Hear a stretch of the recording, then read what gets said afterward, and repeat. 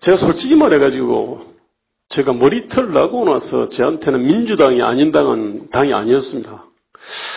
이전에 무슨 정당 투표는 민노당, 무슨 후보는 민주당 이런 얘기를 할 때도, 야, 웃기지 마라.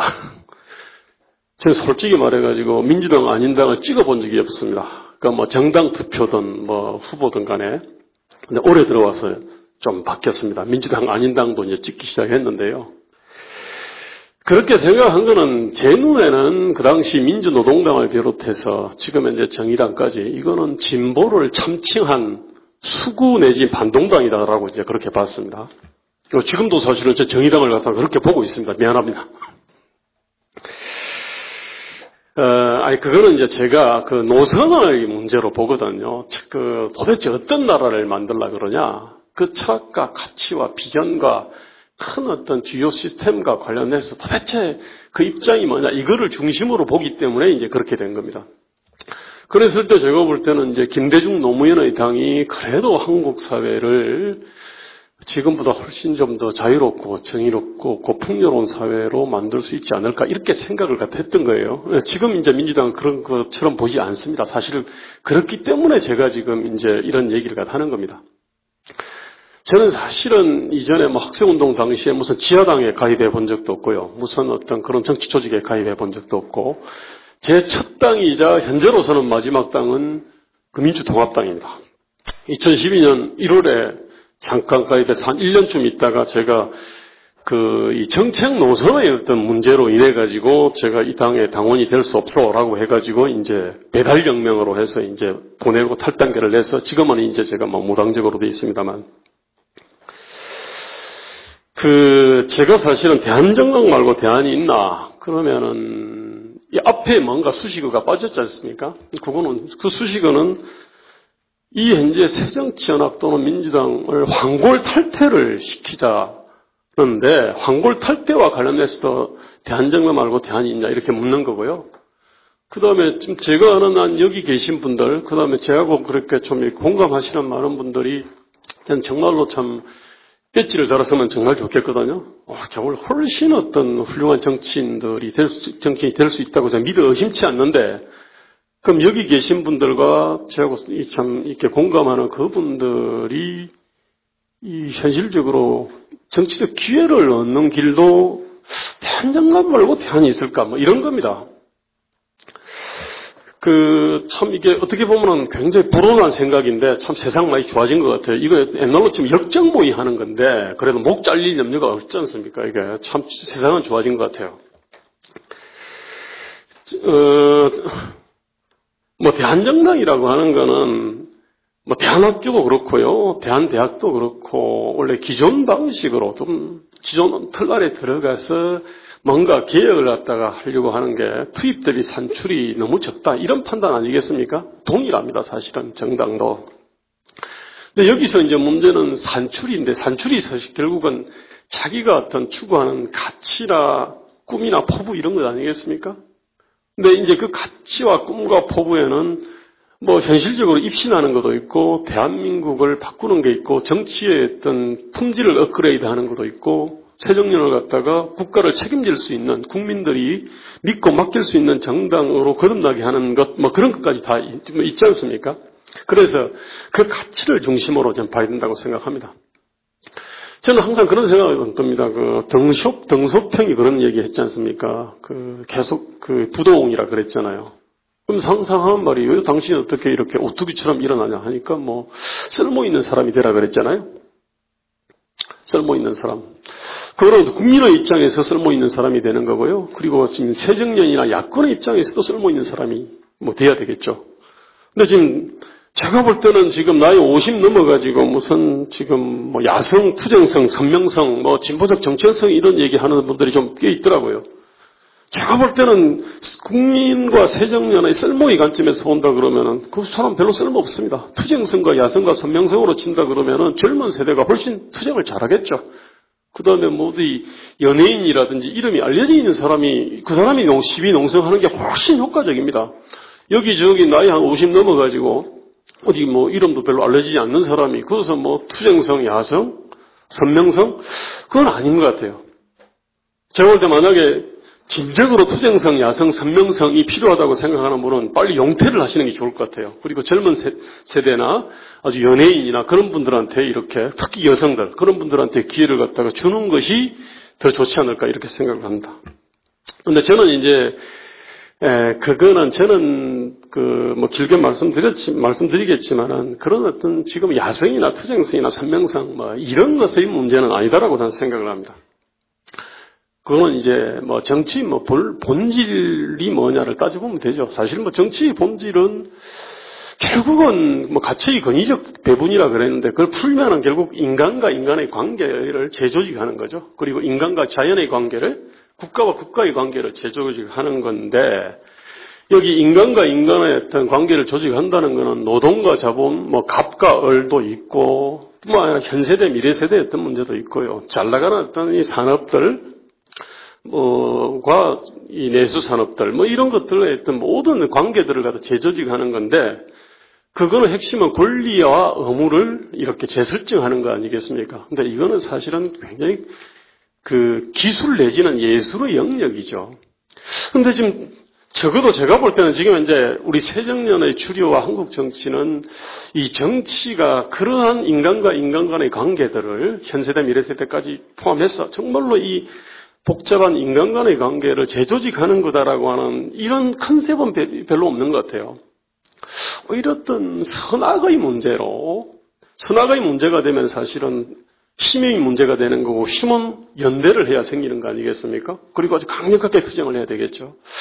저는 이러한 어떤 이 패러다임이 이렇게 작동을 하는 것 같아요. 근데 그 김대중 대통령만 하더라도 이분이 민주주의와 시장경제 경영 발전론이나 뭐 기업 금융 공공 노동의 4대 어떤 이 구조 개혁이라든지 이러저런 얘기를 했는데 이거는 어떤 정치의 본질, 즉 인간과 인간, 인간과 자연, 국가와 국가 간의 어떤 관계를 갖다 재조직한다라고 하는 이 컨셉에 상당히 충실을 했던 것 같아요. 근데 언제부턴지 그런 어떤 국가 개조의 비전과 전략이라고 하는 이 개념 자체가 지금 현재 야권과 그 진보에서는 정발해버린 것 같아요. 대충 남아있는 거는 뭐냐면은 권리 이익의 강화죠. 노동의 권리 이익의 강화, 여성의 권리 이익의 강화, 장애인의 여성의 권리 이익의 강화, 뭐 지방의 권리 이익의 강화. 그럼 한쪽은 어떤 권리 이익을 강화를 하려면 누군가 책임을 져야 되는 건데 주로 이제 그거는 국가가 책임져라 뭐 이런 얘기가 되겠죠.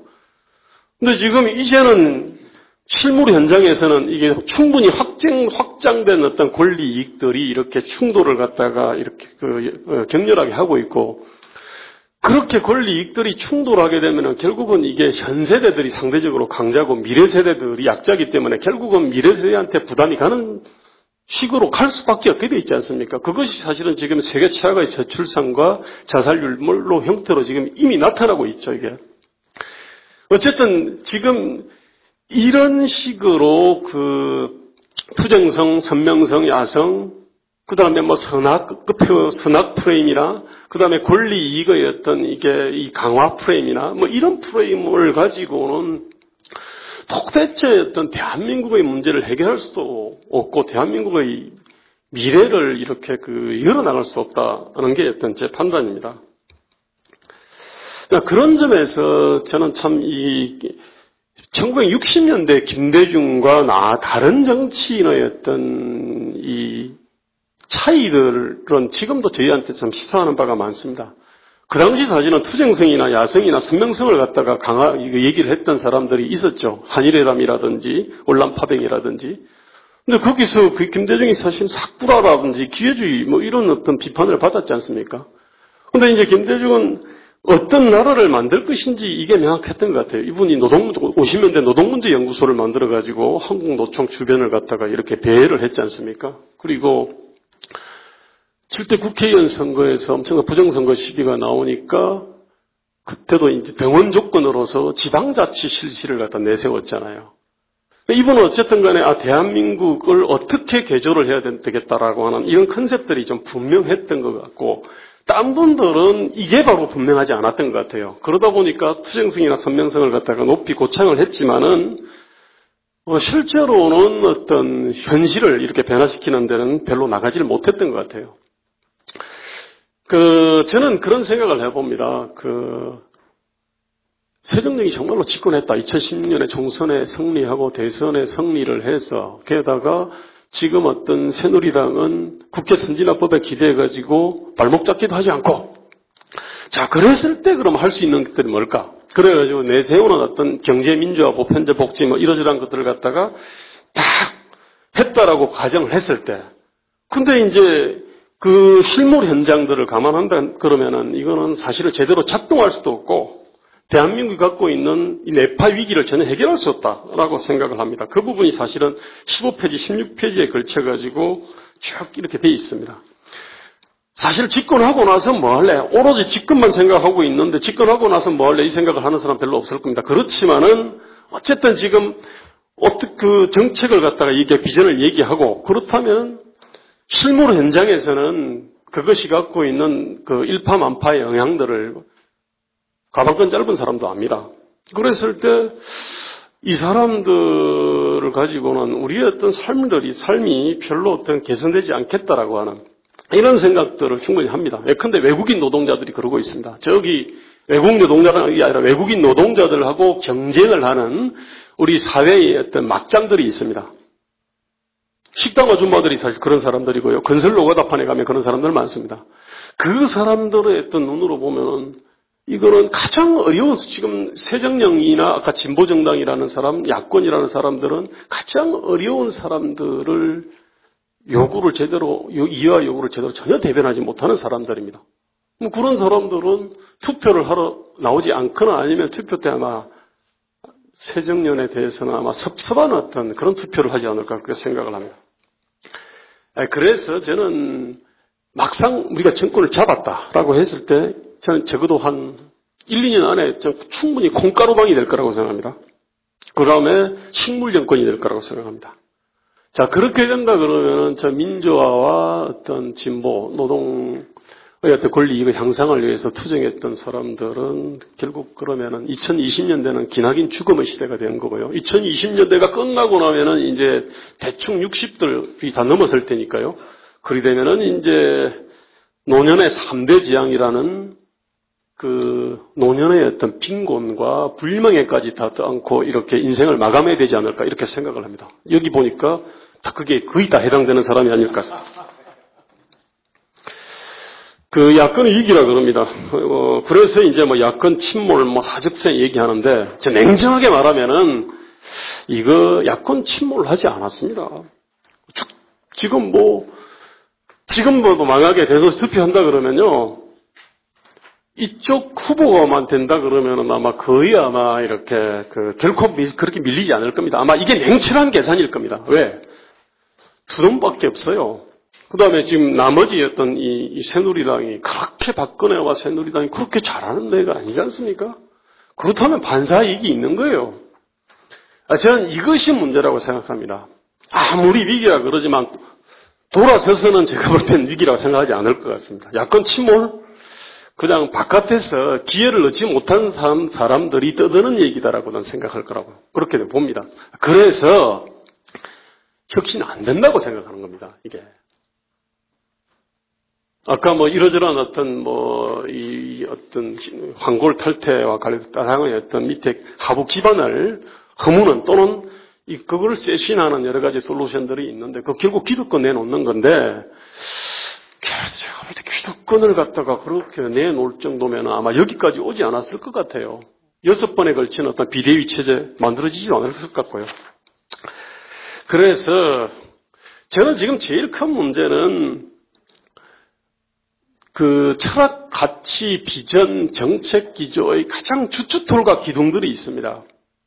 그 핵심이 뭐냐면은 국가를 어떻게 볼 거냐. 대한민국이라는 어떤 국가. 그 다음에 시장을 어떻게 볼 거냐? 그 다음 공동체 또는 중간 집단을 어떻게 볼 거냐? 그 다음에 한국인의 성정과 문화를 어떻게 볼 거냐? 이런 문제인데 저는 여기에서 저희는 어마어마한 착각을 하고 있다고 생각합니다.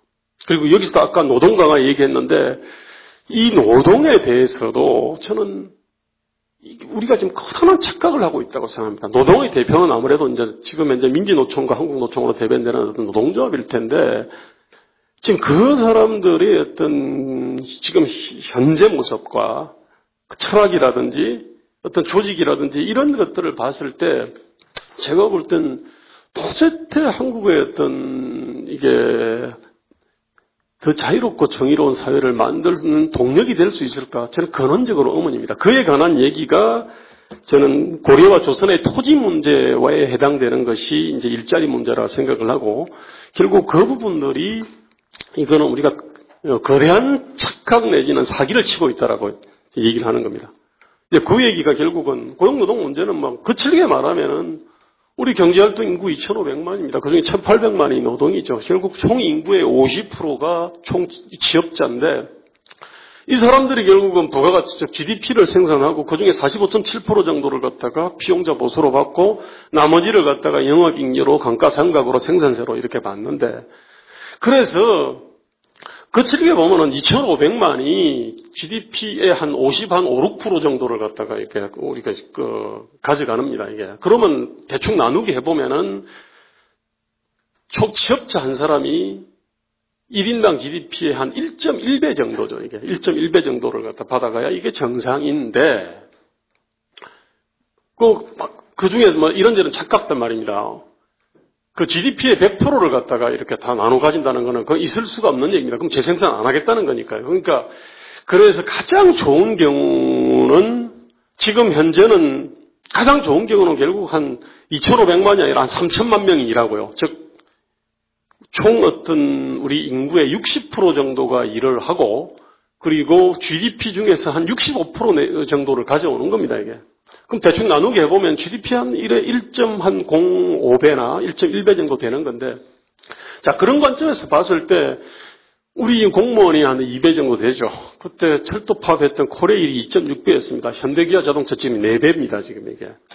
그래서 딴 데하고 어떤 직업이라든지 기업 산업별로 다른 나라들하고 1대1로 비교를 해보면은, 우리 문제는 명확하죠. 우리 문제는 결국은 고용노동 구조가 보면은, 엎어놓은 맥주컵 같은 구조죠. 그럼 선진국은 뭐냐? 엎어놓은 접시 같은 구조죠.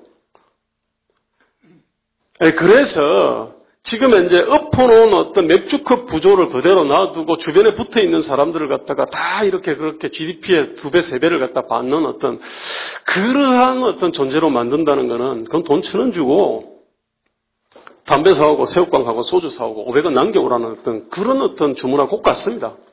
그래서 지금 이제 우리는 고용노동 패러다임 자체가 이게 완전히 총체적으로 이건 잘못이다라고 생각을 하는 겁니다.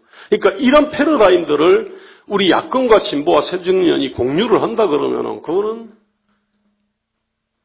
도대체 어떤 이게 우리가 지금 5천만 명이 어떤 사는 나라를 이거 끌어나갈 수가 없는 그런 사고방식이라는 게 제 얘기입니다. 그리고 이 또 공공에 대해 가지고도 우리가 거대한 착각을 하고 있고요. 결론만 말씀드리면은 저는 사회주의 국가를 제외하고는 한국이 아마 공공 부분이 가장 큰 나라일 겁니다. 공공의 업력도 많고요. 공공이 갖고 있는 수많은 규제들도 많고 공공이 또 이렇게 처우도 아마 전 세계에서 아마 가장 높을 겁니다. 그런데 그 공공한테다가 더 많은 규제권 주고 더 많은 어떤 자원들을 몰아주려고 하는 게 지금 현재 어떤 새정년과 진보가 공유하는 철학과 가치인데 안 될 얘기죠. 아주 제가 볼 때는 그건 수구 반동적인 생각이라고 이제 그렇게 봅니다. 그래서 이게 뭐 국가를 뜯어봐도 그렇고 노동을 뜯어봐도 그렇고 노동이 얘기하는 연대를 뜯어봐도 그렇고 뭐 생산물 시장을 뜯어봐도 그렇고요. 그만 공동체를 뜯어봐도 그렇고 제가 볼 때는 지금 현재의 어떤 진보의 철학과 가치를 가지고는 이거는 도대체 이건 대한민국을 앞으로 나가게 하지 못한다는 게 제 판단입니다. 이제 그에 대한 그래서 얘기가 길어진 건데 저는 이것이 만약에 우리가 대한정당의 수합 분석을 한다 그러면은 바로 이런 것들이 지금 가장 커다란 기회라고 생각을 합니다. 이게 거대한 착각 내지는 거대한 어떤 사기를 갖다가 치고 있으니까요. 이 더 진보 내지 야권이라는 집단 자체가. 그런데 문제는 이러한 어떤 제가 반동이고 수구라고 생각하는 철학 가치가 이게 어떤 지난 한 30년에 걸쳐가지고 이게 하나의 상식으로 되어 있습니다. 주류적 패러다임으로 되어 있는 겁니다. 그렇기 때문에 이 부분을 환골탈태를 시키려고 그러면은 이거는 정당 안에서 저는 힘들다고 보는 거예요. 정당 바깥에서 이게 뭉쳐가지고 대한 어떤 정치조직운동과 더불어 대한노조운동, 대한시민사회운동, 어떤 대한언론 이것들을 총체적으로 같이 해야 된다고 생각합니다. 결국은 새정년이 어떤 거듭나려고 그러면은 결국 지금 이제 정치적 지하수를 개발해야 될 텐데, 즉 새정년에 대해서 외면하거나 새정년을 지지하지 않던 사람들을 지지층으로 묶어내야 되는데, 저는 지금 현재 어떤 새정년에서 어떤 그 혁신을 한다 하더라도 혁신도 잘 안 되겠지만은 그런 어떤 수백만 명의 정치적 지하수들이 당길 수 있겠냐? 안 당길 거라고 보는 거예요.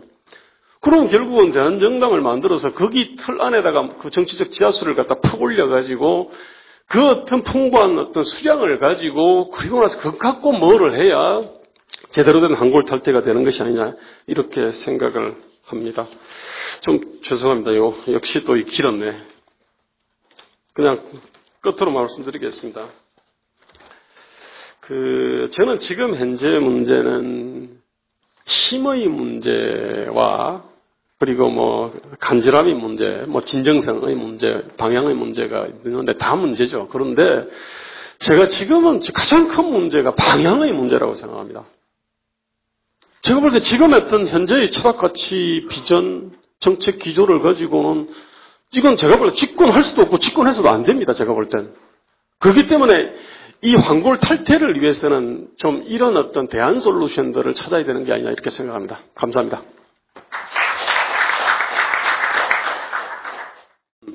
사실은 아까 세 당 얘기했는데 사실은 지금 이제 소선거구제 하에서 이러저러 어렵습니다. 사실은. 그런데 지금 호남 보세요. 이번에 22개 중에 8개가 무소속입니다. 전부 7개가 무소속이에요. 14개 중에서. 그게 아주 좋은 자원들 굉장히 많이 있습니다. 그러면 호남에서 그러면은 좋은 어떤 게임 규칙들을 갖다가 과연 만들어낼 수 있나? 당연히 없는데요. 그 다음에 5만 가지 장난을 다 칠 수 있는 게 여론조사인데 어떻게 됩니까? 이를테면은 지금 현재 영남과 호남이라고 하는 정치적 독점지대 같은 경우는 그 안에 사실은 에너지가 있습니다. 사실은 이거는. 그런데 제가 오히려 걱정되는 거는 지금 이 에너지들이 지금 영남 독점지대 돌파당을 만들려고 이러저런 어떤 연행들이 꽤 있는 걸로 알고 있어요. 제가 오히려 걱정되는 게 이거예요. 이렇게 어떤 자기 배지만을 갖다가 목적으로 하는 그런 당이 오래 갈 수가 없잖아요. 그건 제가 볼 땐 우리가 생각하는 국민의 요구와 기대 수준에 비추면 많이 떨어지거든요. 그런데 분명한 거는 그게 에너지가 있어요. 그래서 수도권의 문제는 있어요. 수도권은 당연히 지금 어렵지 않습니까? 그죠? 근데 수도권도 그러면은 일부 명망가들을 가지고 사실 돌파할 수 있어요. 몽땅 한번 내라는 법이 있습니까?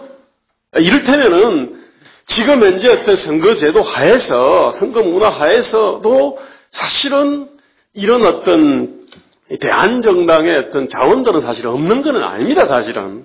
오히려 제가 볼 때 관건은 수도권에서 정말 죽을 각오를 하고 말입니다. 저는 사실은 난 배지 안 달아도 괜찮아요, 영원히. 그냥 이런 당 하다가 그냥 죽어도 괜찮습니다, 사실은. 이를테면은 이런 어떤 생각을 가진 사람들이 일부만이라도 있다 그러면은 그건 좀 되는 거죠, 사실은 이게. 게다가 어떤 선거제도가 바뀔 가능성이 없는 게 아닙니다, 사실은. 박근혜 입장에서 생각해 보십시오. 남길 게 뭔지. 근데 어쨌든 간에 이건 옵션이고요. 그렇다 하더라도, 현행 선거제도라 하더라도, 대한정당을 갖다가 할 만한 여러 가지 어떤 이 자원들과 여건들은 사실은 있는 거죠. 자, 그 다음에, 저는 항상 그런 생각합니다. 쌍용차 사태 보셨잖아요. 해고는 살인이라 그랬어요. 그런데 제가 자동차 회사를 다녀서 압니다. 어떤 전세계 자동차 회사, 구조조정 항상 있어요. 그렇지만 우리처럼 안 해요. 왜 안 하냐?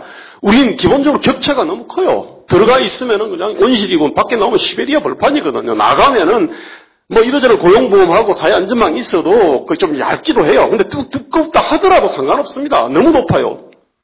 자, 지금 현재 정치권이 딱 그렇잖아요. 배지 달면은 말입니다. 배지 달고 당 관료를 하면은 이것도 또 돼요. 그냥 그런데 밖에 나가 보십시오. 완전히 시베리아입니다. 제가 지금 시베리아에서 지금 현재 팔 게 없어가지고 손으로 못 파요. 대가리를 갖다가 때려 박아가지고 말입니다. 그래서 요만큼 파서 그거다가 비닐 그 부대자로 하나 덮은 상태입니다, 사실은. 이게 사회디자인연구소의 본질인데, 이게 중요합니다, 이게. 왜 그러면은 이렇게 해고에 대해가지고 결사적으로 방어하냐? 그 마찬가지로, 배지 떨어지면 사람도 아니잖아요. 배지 떨어진 상태에서 정치할 수가 없으면 자기 구현할 수도 없어요. 먹고 살 수도 없어요. 입장 바꾸고 소용없어. 그럼 결사적으로도 안 덤비겠습니까?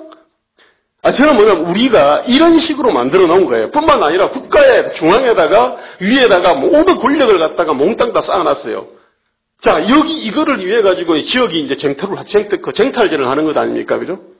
이게 모든 문제들이 정치 문제로 되고 대통령 권력 문제로 되는 이유잖아요. 이 엄청난 권력 쌓아놨어요. 엄청난 어떤 격차 말입니다. 바깥에는 완전 온실이고 바깥에는 시베리아 벌판으로 만들어 놓고 이런 상태에서는 모든 것이 어떤 그냥 생존의 문제로 되게 되어 있습니다. 그럼 그래서 개혁이 안 되는 거예요. 이런 상태에서는.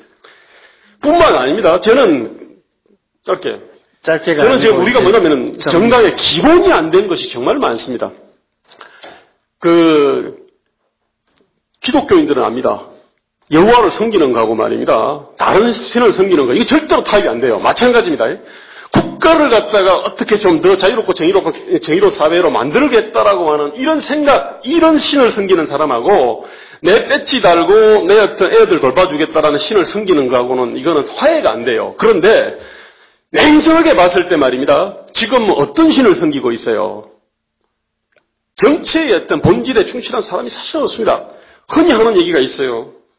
정당의 목적은 집권이다라는 얘기 있잖아요. 이게 뭐냐면은 사실은 재선이나 당권만 노리는 사람을 향해서 하는 얘기인데 사실은 그거 박수 치는 사람 많습니다. 그런데 엄밀히 말하면 집권이 아니에요. 사실은 엄청난 착각입니다. 이게 국가를 바꾸는 거거든요. 국가를 바꾸기 위해 가지고 수단으로서 정권입니다. 만약 정권 못 잡았어도 국가를 바꿀 수 있지 않습니까? 근데 지금 뭐냐면은 집권을 갖다가 최고 가치가 높다 보니까 박근혜 하에서 어떤 개혁도 안 하려고 그래요. 세월호 보십시오. 세월호는 엄청난 참사지만 제가 볼 때 그 뒤에 하는 어떤 이 진보와 야권이 엄청난 참사입니다. 냉정하게 보십시오. 그게 아주 평범한 악들이 있어요. 설마 하던. 그 평범한 악들, 직업윤리 문제 있죠? 직무유리, 실력 문제, 윤리 문제, 그 다음에 연안 해운시장의 규제감독 시스템 문제, 수많은 문제들이 있는데 몽땅 다 덮여버렸어요. 지금 박근혜 7시간이라든지 왜 수사기소권에 이게 집착을 합니까? 항상 뭐냐면 자본과 권력의 거대한 업무로 모든 걸 갖다가 치환해요. 그걸 밝히기 위해서 수사기소권 가진 특별법이 필요한 거 아닙니까? 그죠? 그런데 본질은 뭐냐면 엄청 우리가 평범한 악들의 어떤 그게 폭발인데 예컨대 말입니다. 끝내요. 우리가 이런 가장 기본이 안 된 상태로 돼 있는데 이게 의원뿐만 아니라 지지층이 그래요. 알겠습니다. 제가 볼 때 이런 상태에서는 당기업 되겠습니까? 내가 볼 때 딴 살림을 갖다 차려야 이거 하다가 죽어야 말입니다. 네, 감사합니다. 박수 좀 쳐주십시오. 여러분.